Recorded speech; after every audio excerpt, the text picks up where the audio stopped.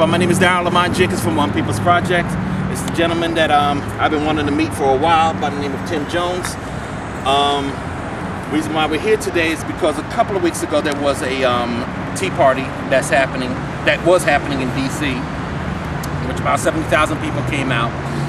And there's a video on YouTube regarding a couple of street vendors that were more or less asked to leave the area.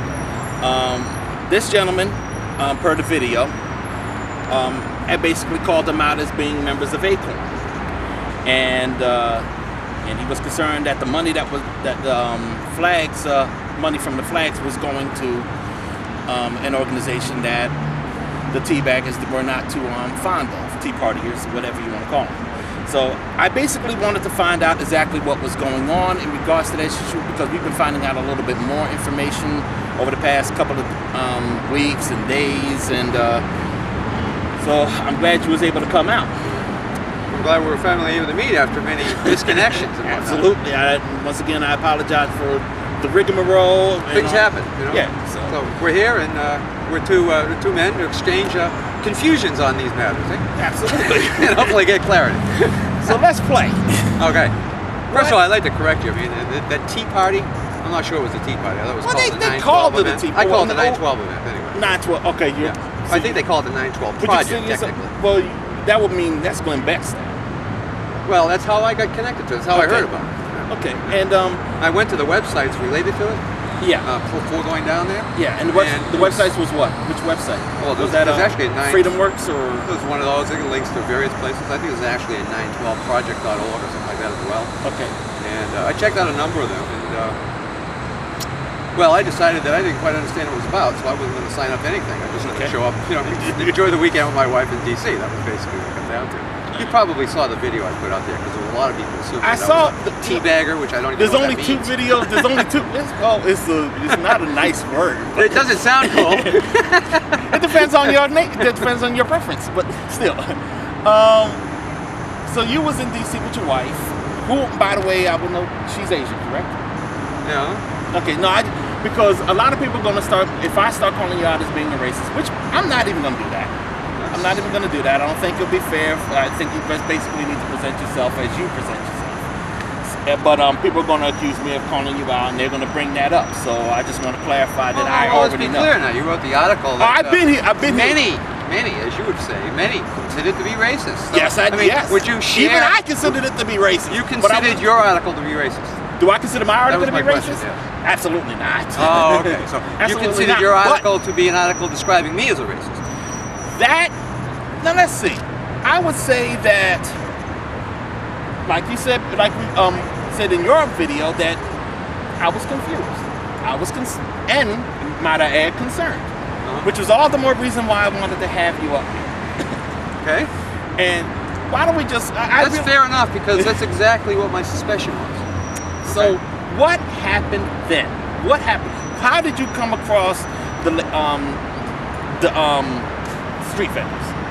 First of all, I don't know how much detail you want to go into. I'm happy to go into as much detail as you like. I mean, like I said, I'm confused, so we got to get it all in there. Secondly, I want to note that because of the YouTube limit, we agreed to slice this up into 9-minute segments. Yes, so you'll learn us appropriately. So we can do a proper segment from one segment to another kind of thing, right? Yeah, I'm glad you said that, because I do have a tendency of wanting to just go on and on and on. Well, we all do that. We all do that. That's why I got this to remind myself. It's probably already 9 minutes.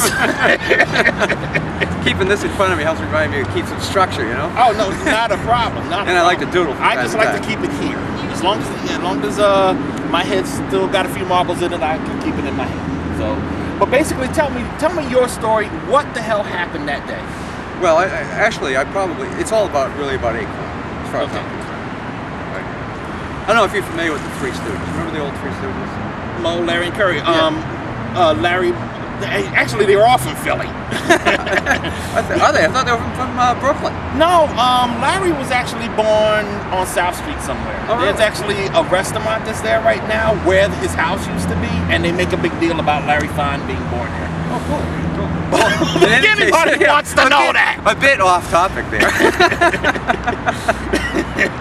Well, you probably remember one of the episodes where Curly was whenever he heard the word Niagara Falls, he went kind of like into a different state of mind.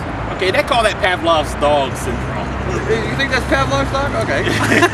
Well, I had a kind of Pavlov dog syndrome when it came to ACORN as a result of those videos finally that were exposed. I mean, I've been paying attention to ACORN because I'm largely a C-SPAN viewer, and I've been paying attention through largely C-SPAN. All right. And I balance that off with I got to pay attention to what most of the public consumes, so I balance that off with MSNBC and Fox. All right. Although I jump around to other places as well, but those are the two ones that I use to try to figure out what the public's view. I know most people don't see C-SPAN, but that's what I mostly watch. I do the best I can. That's what I mostly. It's my default channel. Besides, I hate commercials. There's no commercials on C-SPAN, so I think you all should try it out. Yes, absolutely. Especially if you don't want the spins and the punditry to go along with it. But anyway. So my wife and I got into DC the night before, the afternoon before. We had never been to DC before. We decided to go to DC because, well, we've been thinking about it many times. But with this 9/12 thing going on, it was like, it's kind of like, well, that's an extra thing we can see while we're there. So we basically were going from the point of view of observers. Plus, I'm a history buff, and so this is all why you wanted to come natural to interest. Oh, exactly, yeah, absolutely. Ben Franklin, by the way, is our greatest. Our greatest. Yeah, there's a long list of greats, but we'll go. That's right, but I consider him to be the greatest. But after watching the Fox broadcast of those videotapes, those undercover videotapes of ACORN, and I think I was seeing the third one that Friday night as I was falling asleep at the hotel. And I'm watching discussions about this taxpayer-funded organization, ACORN, facilitating prostitution, which really kind of infuriates me to have our money wasted like that.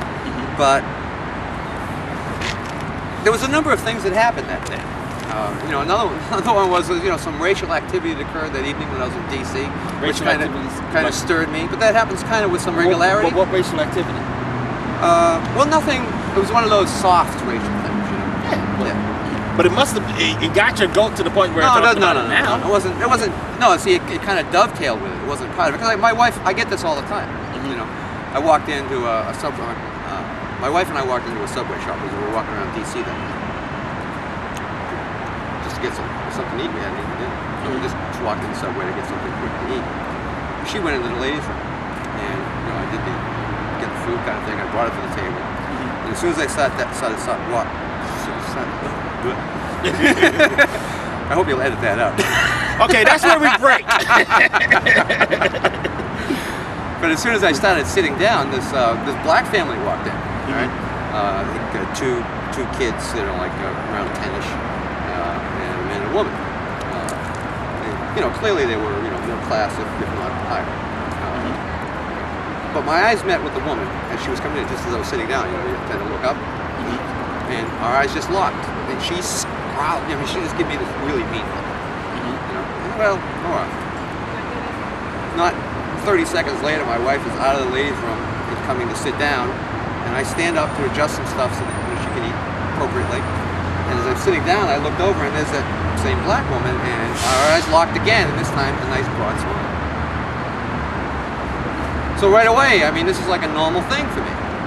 All right? And I get this from whites, and I get this from Asians, so it's just a different kind of message. But it's all soft racism. Well, why would that be racism? Well, what's the new thing? What's the new thing in the mix here? Our eyes meet once, all right, and then our eyes meet a second time and have a completely different reaction. There's only one new variable, and that's my wife.